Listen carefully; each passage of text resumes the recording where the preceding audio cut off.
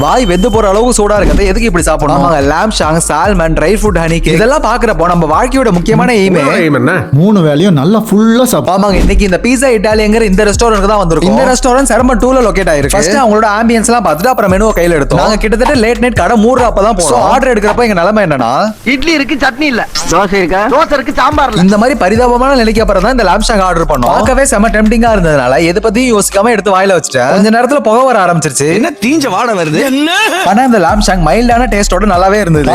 ஓகன் சொல்ற அளவுக்கு இல்லனாலும் வெஜிடபிள்ஸ் கூட ஒரு பேலன்ஸ்டான டிஷ் தான். அப்புறம் தான் என் ஒய்ஃப் ஆர்டர் பண்ண இந்த சால்மன் வந்தது. இது நம்ம lamb shank விட நல்லா இருக்கேன்னு யோசிச்சிட்டே இருந்தேன். அதான் உங்களுக்கு வேணும்னா ஒரு வாய் சாப்பிட்டு தாங்கன்னு சொன்னா கொஞ்சம் கூட யோசிக்காம ஆபரேஷன் பண்ண ஸ்டார்ட் பண்ணிட்டேன். ஃபிஷ் சாஸ்ல டிப் பண்ணாம சாப்பிட்டப்போ ஓகேவா இருந்தது. ஹைலைட்டே இந்த சாஸ் தான் எனக்கு ரொம்ப பிடிச்சது. அப்புறம் lamb shank கூட சண்டை போட்டு மொத்தமா ஃபினிஷ் பண்ணிட்டேன். லாஸ்டா டெசர்ட்டுக்கு வந்தோம். என் ஒய்ஃப் கிட்ட நைட் டைம் ஸ்வீட் சாப்பிட்டா பூச்சி பல்லு வந்துரும், சோ நானே சாப்பிட்டுக்கிறேன்னு சொன்னேன்.